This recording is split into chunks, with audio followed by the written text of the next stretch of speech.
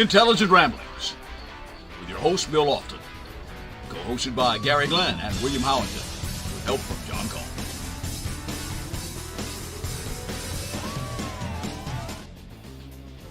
Good evening. This is Intelligent Ramblings. I'm Bill Lofton. I'm your host. My co-host, Gary Glenn, William Howington, and Mr. John Cone. Good evening, everybody. Evening. Hi. Well, let's get right on it. Well, Captain Crunch is assembling his crew up there in D.C., and he's getting some wild picks in there. No doubt about that. Thank you, William. If we don't hear that at least once a week, there's something wrong. Seems that Speaker of the House Mike Johnson said on CNN's State of the Union that the House Ethics Committee investigation to Trump's pick for Attorney General, staunch Trump loyalist Matt Gaetz, should not be revealed. And they met again today with the Ethics Committee, and they decided once again that it should not be revealed what the investigation what they'd come up to. Basically, it's saying that he paid for sex and that he assaulted a 17-year-old who happens to be a minor. That's number one on the hit list, or the list. Then you got Pete Hegseth. Hegseth, is that how you say it? Hegseth, yeah. And this guy, it sounds like he paid a woman who accused him of sexual assault in 2017 because he feared losing his job at Fox News. He's denying the sexual assault allegation and was never charged. However, he paid a woman as part of a settlement. I don't know if it's me, but if I didn't do something, I'm not going to pay anybody to shut up. No, I'm not either. And then we got oil industry executive Chris Wright. He's a skeptic on climate change science to lead the Department of Energy. Isn't it kind of like, why would you get somebody to lead the Department of Energy that doesn't believe in climate change? I don't know. And just to top off the list I've got tonight, Trump named Robert F. Kennedy Jr., that's Bobby's son, to lead the Department of Health and Human Services. Health. That's the big word. That's what you need to concentrate on. Health and Human Services. This guy criticizes vaccines and questions the origin of COVID-19 virus. He's best known for spreading unfounded claims about a link between childhood vaccines and autism. And one to follow it up would be Tom Homan as the border czar. He was a border patrol agent for 34 years. And he was the acting ICE director in Trump's first administration. Well, that sounds like a good pick. Yeah, that one might be all right. The rest of them I was about to say, is there any more room in that clown car? Oh, it's amazing to me that this is happening. I mean, like I've said many times, when Trump's in office, it's kind of like a cartoon anyway. I don't know. What do you think, John? Well, I think he thinks he's picking the cabinet that will get him what he promised to the voters, I suppose. And if he can thumb his nose at the establishment and drain the swamp along the way, so much the better. I kind of wonder how many truly qualified candidates told him, no, I'm not going to serve in your White House. And some of them have the potential to do some real damage. Like RFK, you mentioned him as head of the Department of Health and Human Services. And also, Getz, go ahead, Gary. Getz will be lucky, John. Getz will be lucky if he's ever confirmed. I doubt if he is, don't you? I mean, most of the Senate They got a lot. on both sides of the aisle said, we're not going to confirm him if you send him up here. That makes sense, John, what you're We'll saying see how that that goes. they probably turned him down. Well, I do applaud one, and that's Doug Collins for the Department of Veterans Affairs. Is he a vet? Doug and I, yeah, oh yeah, served as a chaplain in Iraq. I can live Doug with and I that. served together. Doug and I served together on the Hall County Civil Service Board, back when they had Civil Service Board in Hall County. He was a board member, and I eventually became chairman of the board, which was a totally unpaid and thankless job. We could do a whole show on that kind of stuff, but Doug is basically an honorable fellow, and I think Yeah, he seems he'll like a have- nice guy. I think he'll have the veterans' best interest at heart, and he's got the GOP mindset about cutting, out the excess, and so I hope that's what he does. Now, I think he'll do fine. The rest of these people, I'm not so sure. Well, this guy Gates, does he not look like what you would think Satan would look like? I mean, really. If you had a guy portraying the devil, would this guy, what would this guy, I mean, it's perfect. He's perfect for a part. He looks like Satan. And is I'm that not saying- picture after his recent cosmetic surgery? Actually, He I had some think done right before the Republican convention. And I wow. don't know. Anyway, I was a little kinder than Satan himself. I said more like a porn star. Yeah, You got How that do you know kinda- what a porn Yeah, star looks yeah. like? he could hit a porn Oh, star. you haven't seen? Oh, come on! You've never seen those pictures of those guys with the, all he needs is the little mustache. right. Yeah, that'd be perfect. But I don't know. Maybe he may be a wonderful. Of course, they all deny it. Whatever they're accused of, they all deny that, and they may be innocent. I don't know. But that's not my job to confirm him. It's the job of the Senate and the investigating committees to thoroughly vet these people, and if they're not qualified, they shouldn't be there. Well, talking about and that- talking about confirmations, one of senior Trump advisors made this statement today. If you're on the wrong side of the vote, you're buying yourself a primary. That is all. And a guy named Elon Musk is who is going to finance it. In other words, if you don't confirm everybody that Trump wants, we're going to run you out of office. I mean, he literally said that today. Trump didn't say it. One of his senior advisors did, which meant Trump told somebody to say it. Well, we know that Trump values loyalty above everything. That's him. He wants everybody to kiss the ring of Donald J. Yeah. And if you don't want to do that, then you're on the outs with him. Well, of course. If you're not loyal, you don't need to be in there. Well, I want people to tell me the truth, whether I want to hear it or not.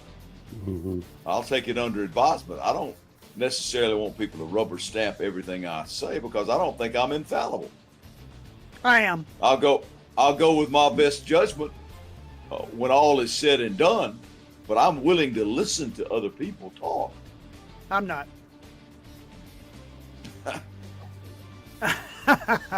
I'm being Then funny. you don't need. Then you don't need to be kinda. the damn president either.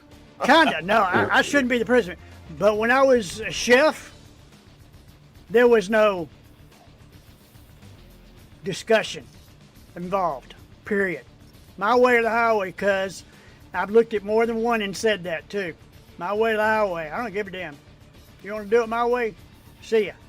So I understand that somewhat. I mean, just barely, but I do kind of understand. There's Pete Hegseth. Yeah, but you're not the leader of the free world. That's true. Now, if you're You're the running a leader, kitchen. running a kitchen, if you're running a free world, yeah, you need to listen to other people. You need somebody to say you're wrong. Don't do that. I don't think he's got anybody that's got the balls to do it. I think Elon Musk does. Yeah, Yeah, well- Elon Musk does. Hopefully, Yeah, but- Elon can save us from whatever there is to be saved from. Well, that's because all of these mega rich people are insulated a little bit from reality. They don't give a damn what you say because they don't have to. Their money insulates true. them from just about every problem that you can imagine. So we're looking at a picture of Pete Hegseth, who's the nominee Defense. for Secretary of Defense, and compare his qualifications to those of the current Secretary of Defense, Lloyd Austin, and see what you think. It's all a matter of public record. This is one of the ones where the scale of the job just outweighs this. He might be a nice guy. He might be smart. He might have done some stuff. He's a vet. He's a vet. He served in Afghanistan, but he served did not serve as an officer. So It almost doesn't even matter. It's not about where you served, it's how well you manage. And we don't really know. I mean, what are his qualifications as far as that goes? I don't think he has Because he's going to be managing an organization with an $800+ billion budget annually. So hope he's up to it. Well, Hope nothing bad happens while he's in there. that's the way it is with all of them. You got to give them a chance, and if they don't do the job, I'm sure Trump will get rid of them. oh yeah, he doesn't have a problem firing people. No doubt about that. True. You're fired. He likes doing that. I mean, look at the previous administration. He fired just about everybody. Fired the attorney general. Yeah, I mean, literally. I mean, you could Google how many people did Trump fire in his first Fired James administration? Comey, the head of the FBI.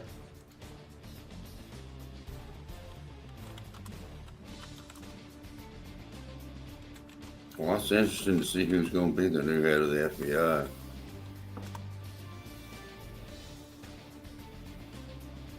It's going to be interesting times, that is for sure.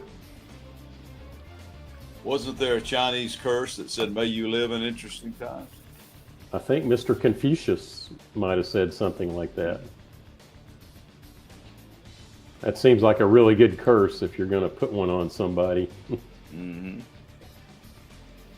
Well, I'm willing to give him a chance. He's got to have a chance to do things. And these people, they come up with things after they've been nominated. Why don't they say, all right, these people you can't nominate? So, I mean, Well, he's Just- free to nominate whoever he wants to. But, Yeah, but, and normally they would go and look for the best qualified people. And I can't tell that we've got a group of the best qualified people. they're Doesn't very, really very look loyal. like They're very loyal to it. Donald They're very Trump. loyal. They kiss the ring and toe the line at the same time. Trump's turnover from year to year, his the total turnover for his first administration was 92%. Now, Holy cow. put that at Obama's was 71%, Bush's Baby Bush was 63%, Clinton's was 74%, Daddy Bush was 66, and Reagan's was 78%. He had a 92% turnover rate. He's not that far off from what the norm is. I mean, he ain't that far from 100% either. I mean, it can't get any higher. Well, I guess you could. I don't know how. No. Want to do a shout out. We'll see. You know, I mean, that's the beauty of our system. If it doesn't work, you get rid of them, and if the current administration doesn't do the job, then they get voted out too. Whoever the Republicans, I guarantee, if the Republicans do the job, they'll be reelected in 4 years. But if they don't, the American electorate has proved. I mean, you know, they elected Joe Biden over Trump, and then they elected Trump back over Kamala Harris.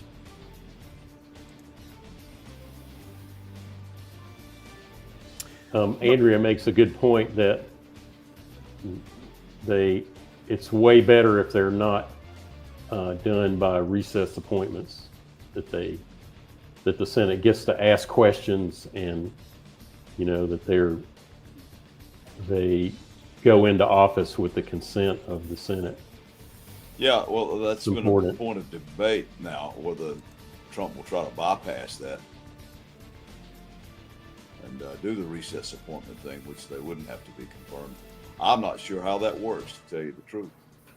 I'm not either.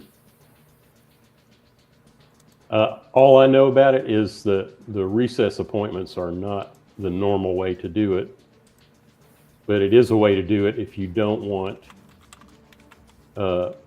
hard questions asked, and so seems a little shady.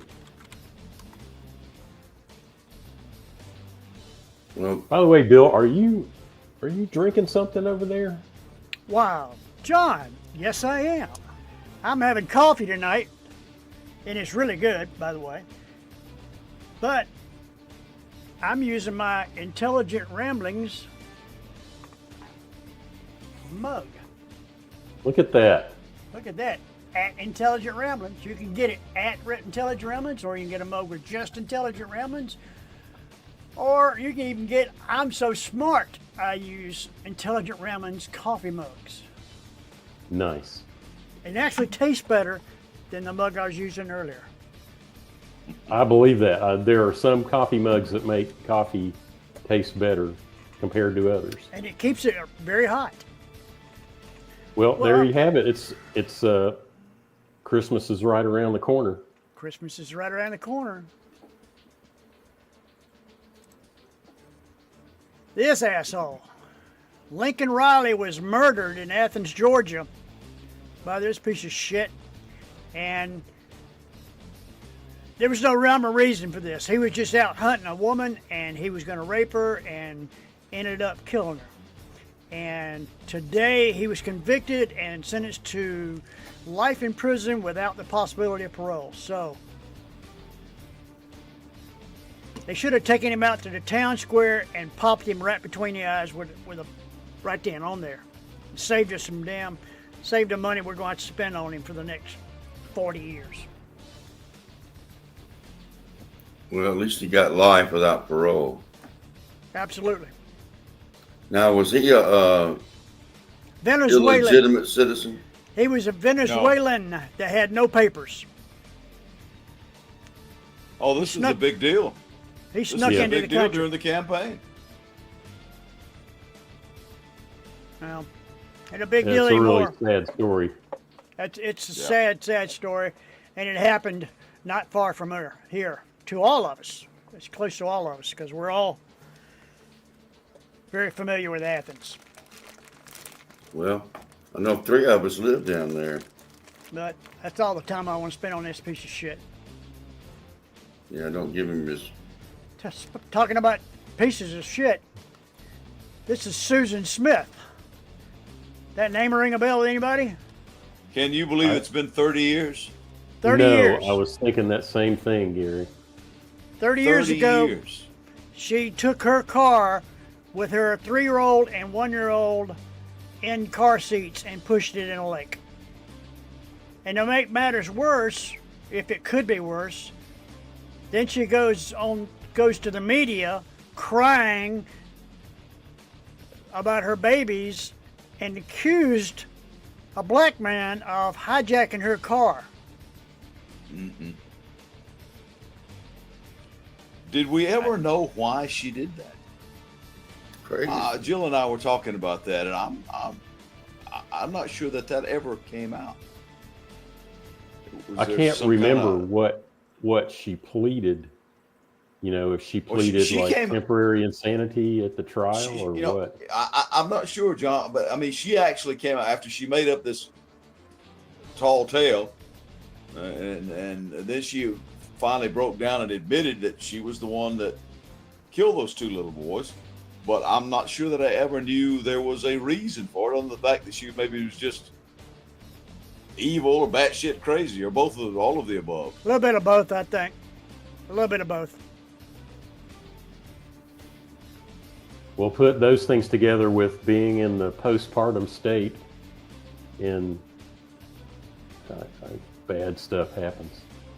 Yeah, those little boys would be grown men now, probably with families of their own. Yeah. And it was just heart wrenching to see that again. And she'll probably never get out as long as the ex-husband has his say about it.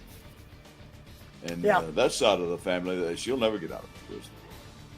Well, she's eligible for parole every 2 years from now on. Every 2 So years. every 2 yeah. years, that guy's going to go back down to that prison and say, no, don't let her out. She's evil, Well, and she deserves, and I believe deserves, to stay in prison the rest of her life. Well, they were talking about how that was sort of a Jekyll Hyde kind of thing. Like when the jury was out of the courtroom, she'd be kind of laughing and all, and then when they would come back in, she'd call up the tears. Well, Melissa said her boyfriend didn't want children. Hey, Melissa, thank you for being here. Hi, Melissa. Okay, all right, there you go. Well, why That's didn't why she we just need an give- audience. That's why we need an Why audience. I want to say You know, thank you I for mean- y'all being here. Now go. And now that now that she says that I don't think I'd ever come up with that, but that sounds okay. But the point is, don't kill the kids. Let the dad have them. Yeah, there are lots of ways you can not do that. Take them down to Right. the fire department and drop them off and drive off. As shitty as that is, that's a whole lot better than what she did. Well, yeah, but the dad was still in the picture. The dad's still alive. So I don't get that. I just don't get that at all. Of course, I don't get a lot of things that I see that I think are crazy as hell. So Makes sense. Talk about crazy as hell. There's a bomb cyclone out on the West Coast, and it's tearing shit out of Northern California. oh yeah, I think my son's okay out there, but it's man, that farther north from him. wildfires, yeah. Then if you get a little bit further north, now they're dealing with winter storm. It's crazy. The weather's nuts. But there's no problems Oh, with our no. climate. No problems there's with our problem. climate. No. We didn't. We had anything to do with it. Did we? New York was on fire almost, but there's no problems with our climate. Don't worry about it. Well, It's all made up. Well, the one thing about that, now they're going to have about 3 inches of rain in a day or so up in New York. Maybe that'll put out the wildfire. Hopefully it does. Well, listen, we got about 5 minutes left, and I had asked John Cone to answer a question for me about the debt that this country has and the debt that we keep accruing more and more and more. And my question was, what do we do if China says, I want my money? Well, it's not that simple. And John, can you explain that to us? I'd be happy to. Thank you, Bill. So, yeah, the long and the short of the question that came up last week is China or anybody else that holds U.S. national debt can't call in their loan. The what they are holding is are Treasury securities, and the terms around those securities are you pay the U.S. government a fixed amount, and at the end of the term, like 2 years, 5 years, 10 years, the government pays you back your original amount plus interest. And if they don't want to wait for the 2 years, 5 years, 10 years, they can turn around and sell the Treasury securities in the financial markets. They're the most liquid securities out there, so they can turn them over anytime they want to. The problem is, depending on what interest rates and prices for that debt, where those are, they can sell them at a premium, or they'll have to sell them at a discount and get less money back than they would have if they held on to the debt. Really quick, I'm going to go through some numbers just as fast as I can because we're coming up on college football. Right now, the total national debt is $36 trillion. And for reference, the GDP, the gross national product, our annual GDP is $29 trillion. So we make almost the entire national debt in 1 year, if you add up the total value of national income. Of that $36 trillion in total national debt, $29 trillion is held by the public, and the remaining $7 trillion is held by intra-government agencies. Like the Social Security Administration happens to buy a lot of Treasury bills. So that's what the debt is composed of. And so of the debt held by the public, the part we talked about that's $29 trillion out of 36 total, right now the top 5 holders of that debt are Japan with $1.1 trillion, China with $772 billion, the United Kingdom with $765 billion, Cayman Islands, $420 billion. Boy, does that look like some drug money at work right there. Luxembourg with $418 billion. There's a longer list of public entities that hold U.S. national debt. Most of it is held by countries that are our allies. So that's just a quick look at what the national debt is made up of, what the amounts are. The biggest part, maybe let me close with this. The biggest part of the national debt right now is made up of financing that we did to make it through the COVID pandemic, the 2008 financial crisis, and the wars in Iraq, Afghanistan, and Ukraine. So the recent increases in the debt are due to those factors. So hopefully that maybe explained a little bit about. I appreciate it, John. Yeah. Maybe we can get a synopsis on our blog, on Let's our do it. website, intelligentramblings.com. Go to our website. If you missed the broadcast, you can always catch us there. And on our YouTube channel as well. We wanted to do a big shout out to everybody out there. Thank you for being here and thank you for listening. And right now we're going to pay some bills, and then we're going to switch over to college football.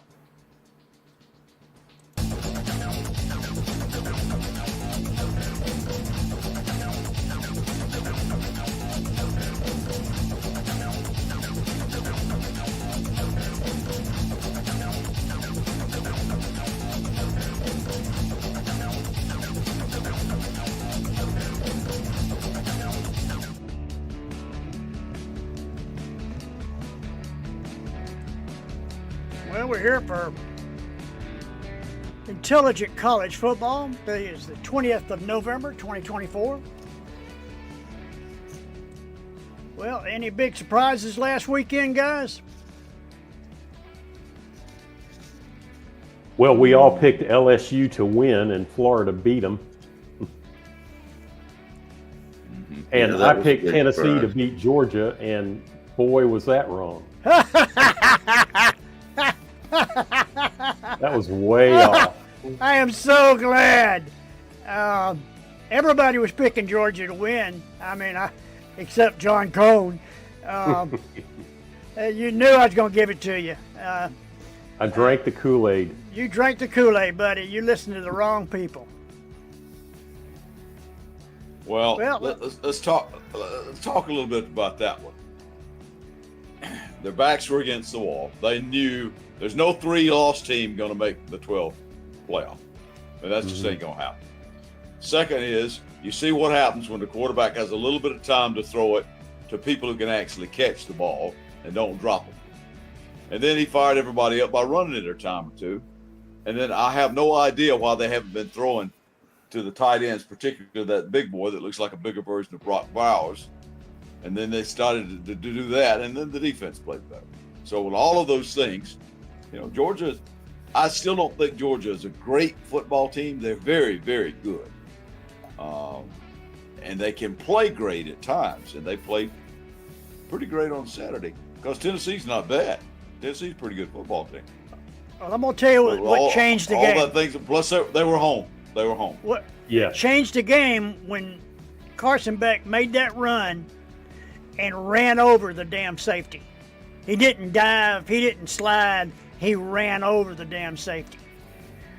And it just energized them. And at that very moment, it changed. And we just kicked their ass for the next 3 quarters. And it wasn't close because their quarterback was running for his life the whole time. If anybody watching this show doesn't know, we are very, very big time Georgia fans, all 4 of us. So we're not gonna beat around the bush about that. Although one of us likes to pick against us every once in a while, but he got his last weekend. Payday. Yeah, he thought he was going to double down on that Alabama pick. Yeah, Right. payback. Anyway, here we go. All right, here we go. Indiana at number 2, Ohio State. This is the battle of the unbeatens. People have been waiting for this. They kept saying, wait till Indiana goes to Ohio State. We'll see what happens. Well, they're there.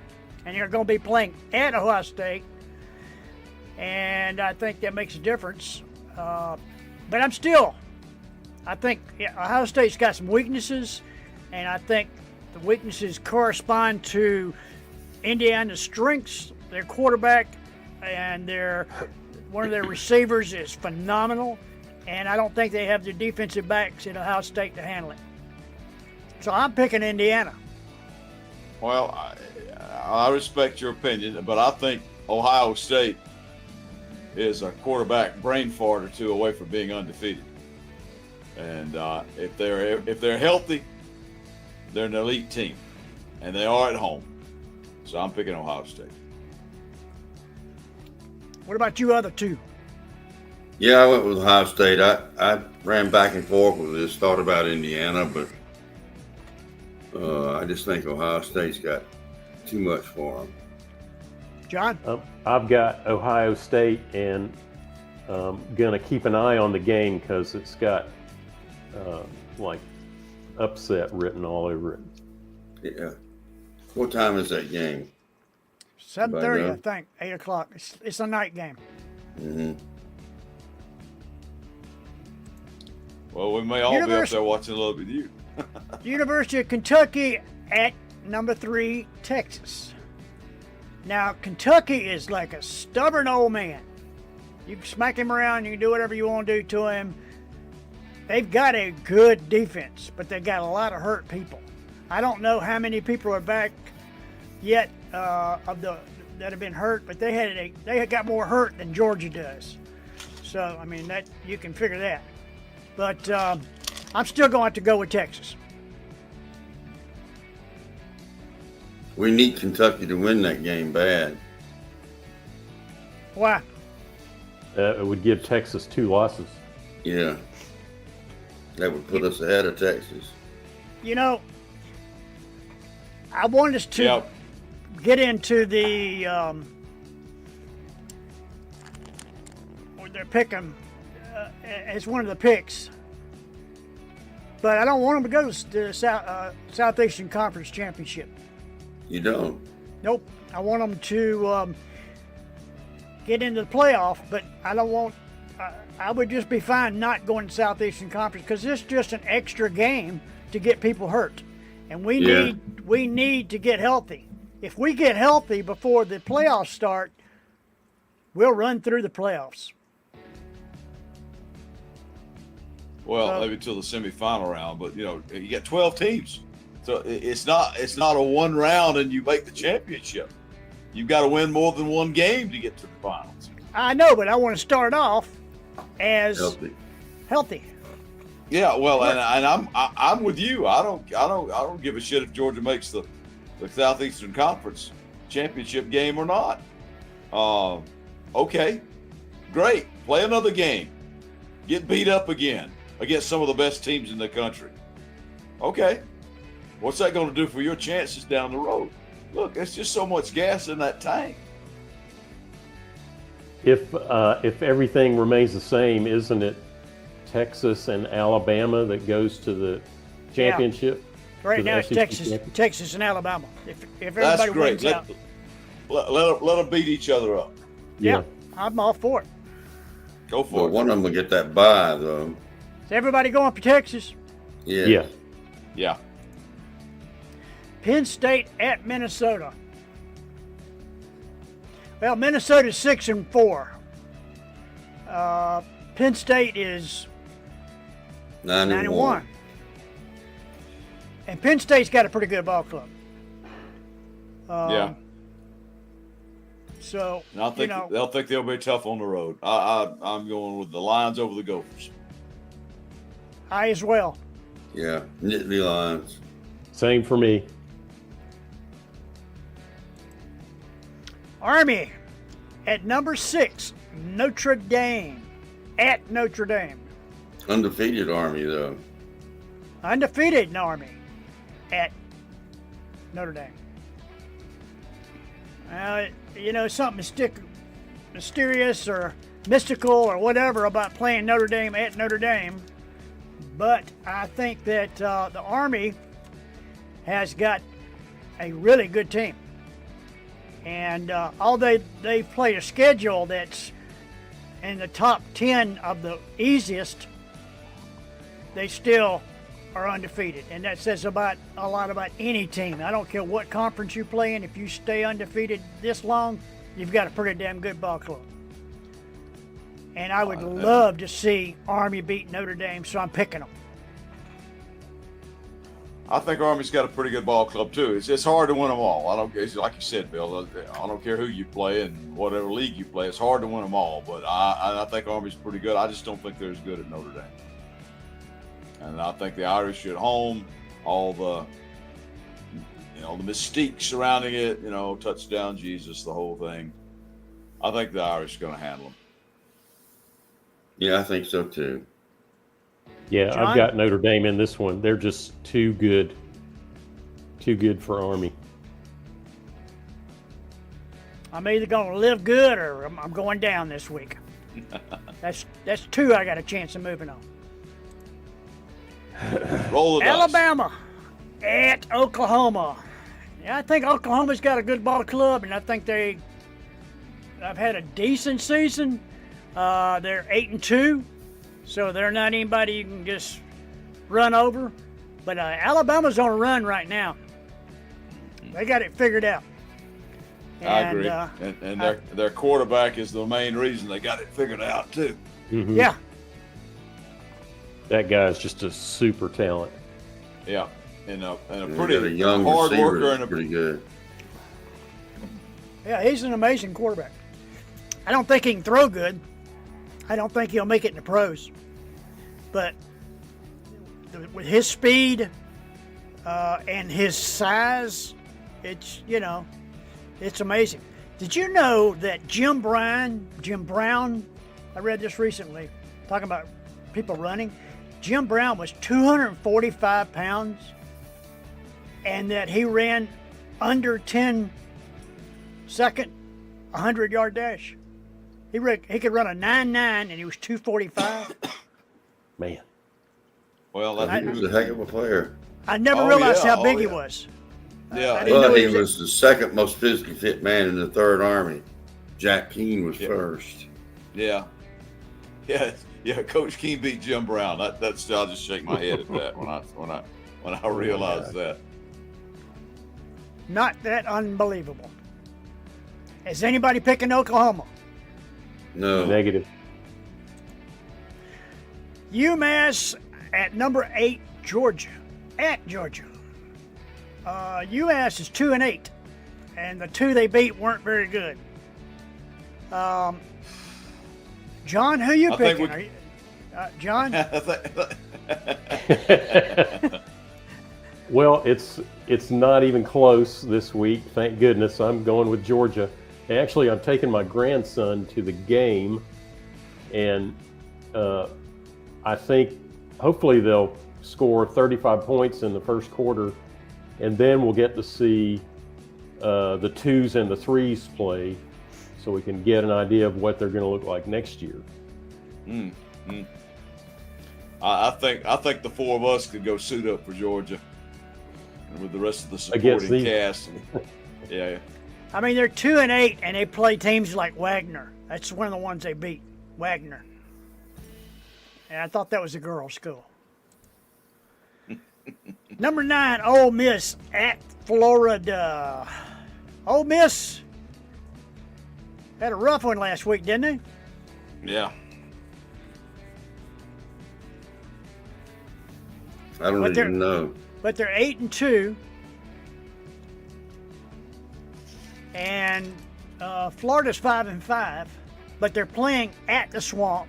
And Florida has turned it around at this part of the season. Now I think they're, a lot better than they were at the beginning of the season. So I'm going with Florida.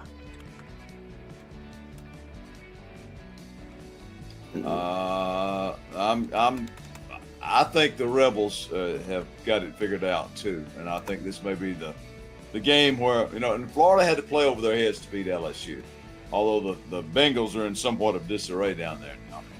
But I think this may be the game where the Gators come crashing back down to the Swamp. I'm picking LSU. Oh, Ole Miss, you mean? I mean Ole Miss.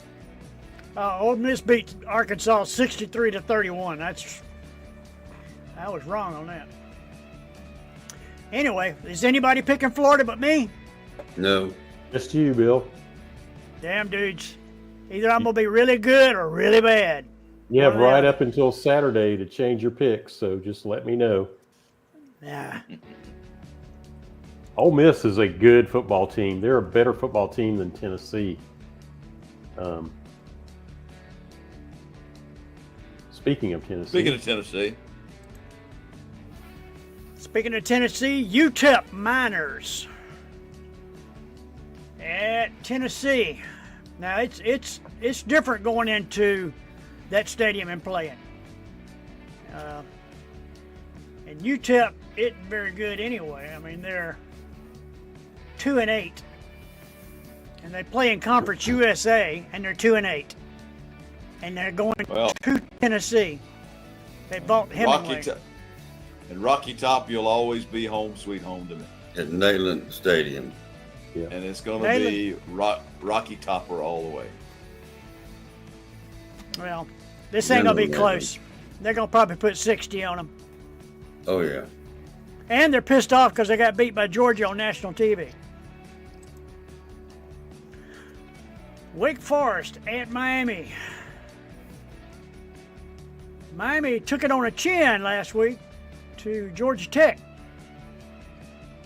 Big surprise. Georgia Tech's got their number. mm-hmm. Yeah, that's not the first time they've beaten Miami. No.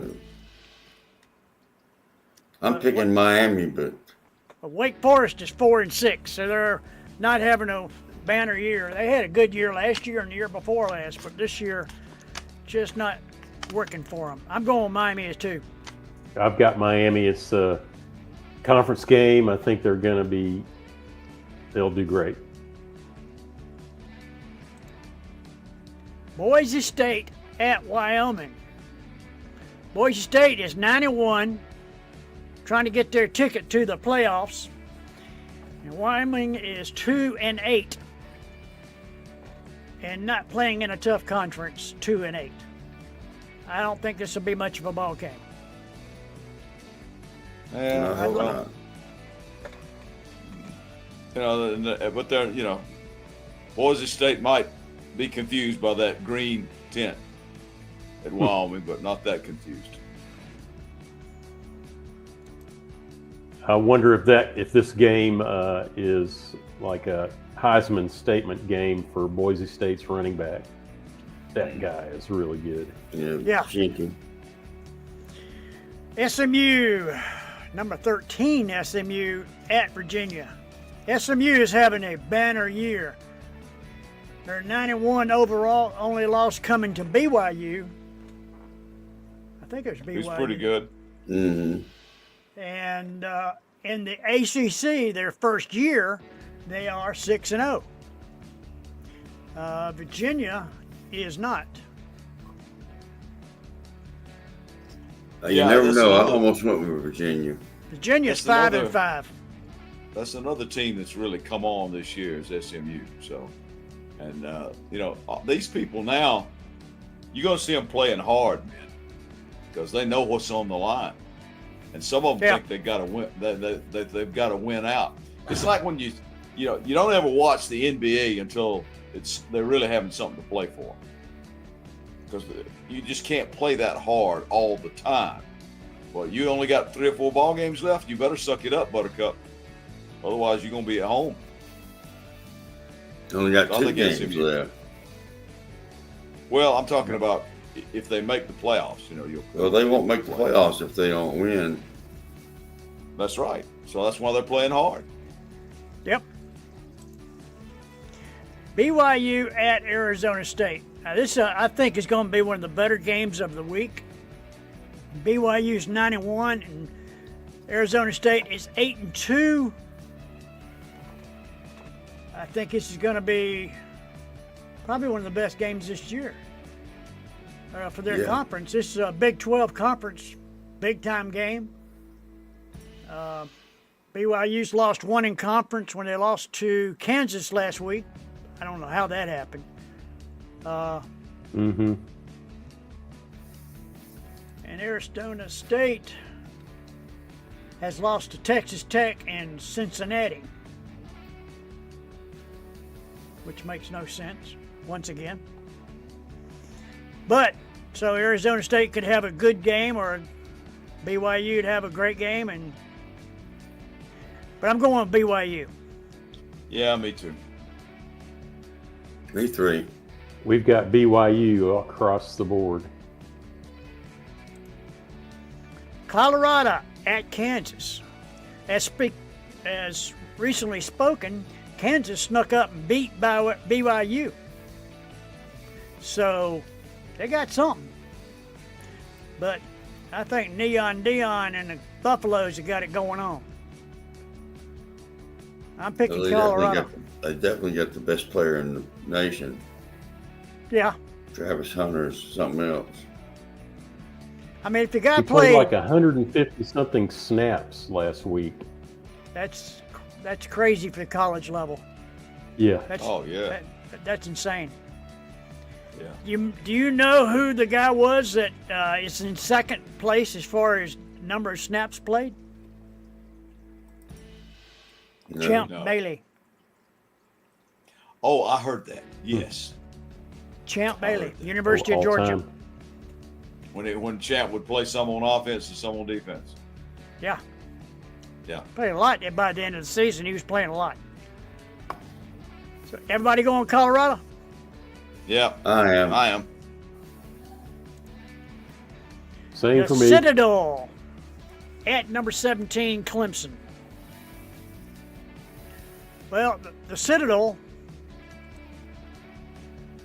is 5-6, and they play in a very not as good conference. A lot weaker That's- conference. Best way to put Southern Conference, don't they? Aren't they Southern Conference? it. No, I thought that Citadel? too. They're in the, I think MAC. No, I don't think they're in the MAC, are they? Well, I can't See remember, who they are. obviously.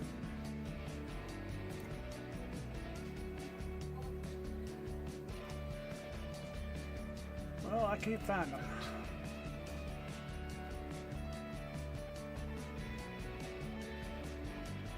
Well, But it's suffice one it of to those. I'm looking. We've all got Clemson though.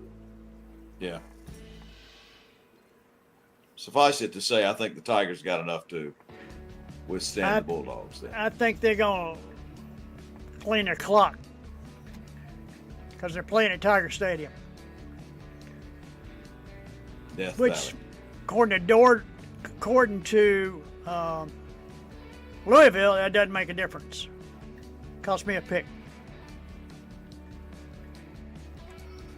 Vanderbilt at number 22, LSU. They're in the LSU got Southern some- Conference. You're right, Gary. This is Southern Well, Conference. I was thinking. I didn't know okay. they were still in the Southern Conference. Well, they play in that league with Georgia Southern, right? Furman, and aren't all those people? East Southern Tennessee Conference. State, Furman, Mercer, UNC Greensboro, Stanford, University of Tennessee at Chattanooga, Virginia Military Institute, Western Carolina, and Wofford.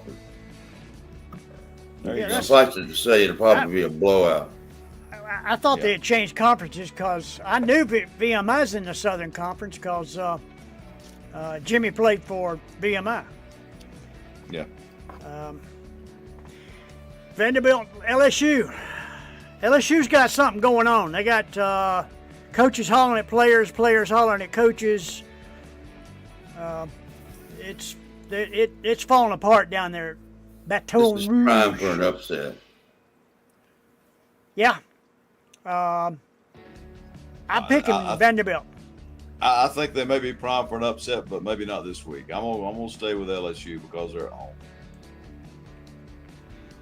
Yeah, me too. That was the piece that put it over the top for me. I almost went with Vanderbilt.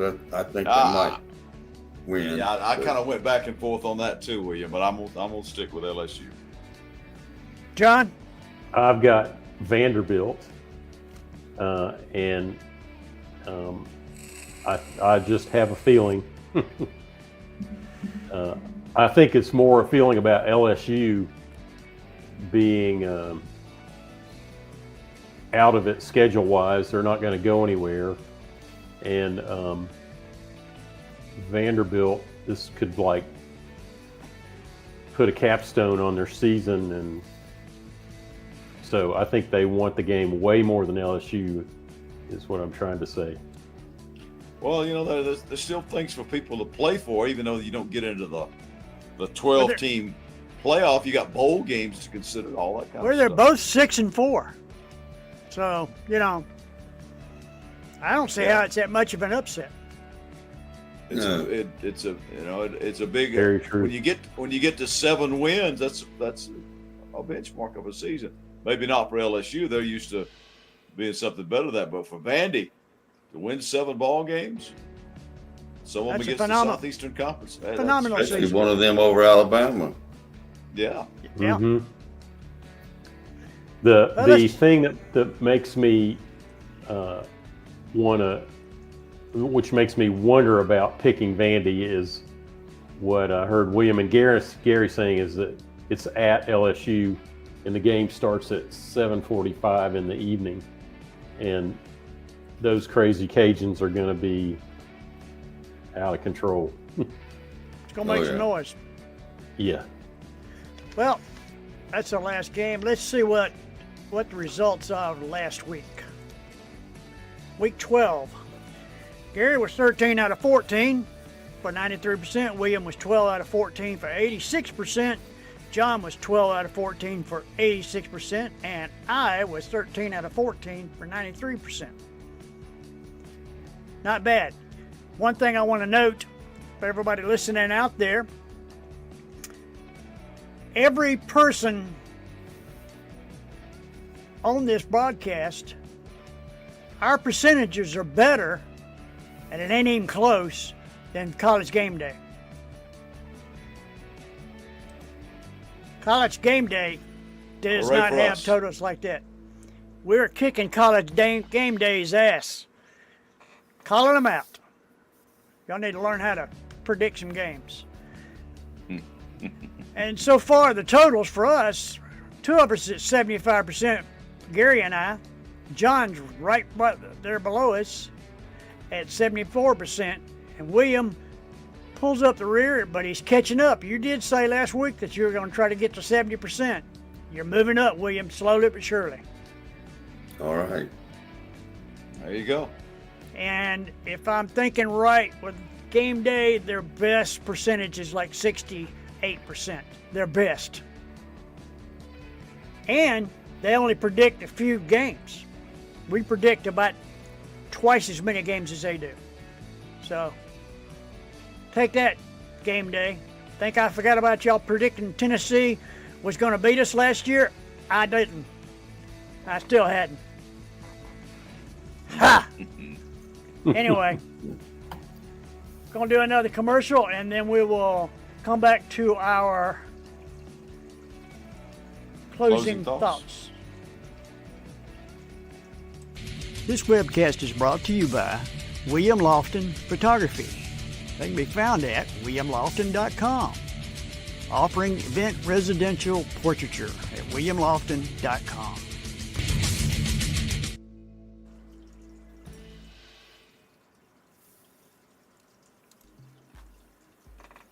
All right.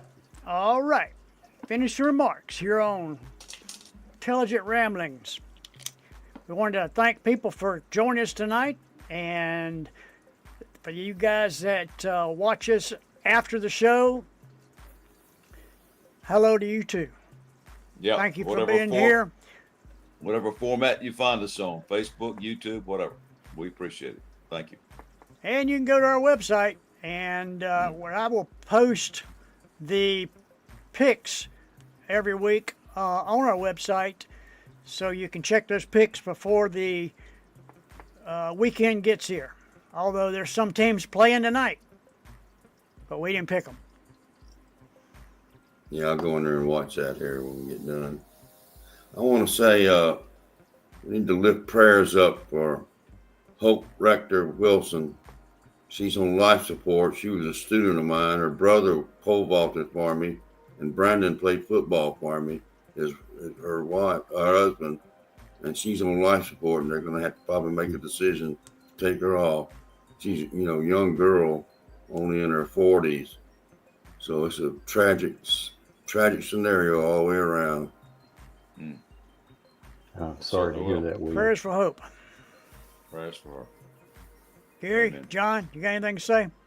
Well, on a lighter note, I hope everybody's got their 1123 cards sent out and all their presents bought, because we've got the annual gathering of us that have been doing this for about 50-something years now. And I love all these guys, and it's good to see them all. We get to see each other once a week, but some of them we don't see but about once or twice a year. Fred Talbert said Southern Conference. he answered that for us. Freddie, we hope to see you this weekend, buddy, up at Billy's. Yeah. Please come. All right, guys, we will. I guess we'll see y'all this weekend, and hope everybody has a good week. It's supposed to get cold, so get used to that. Get used to that idea. Yeah. I'm going Snuggle to a up. playoff game Friday, so it'll be cold there. Oconee Yeah. County was a rematch with Jefferson. Wow. Well, I've got to go to the northern part of Hall County and see North Hall play Upson Lee, so that's going to be pretty cool up there too. Fred's out of town. Okay, well, we'll toast you in absentia. Yeah. Often. All right, guys. And all right, we'll talk to y'all next week. Thanks, everybody. Good night. Good night. Good night, everybody.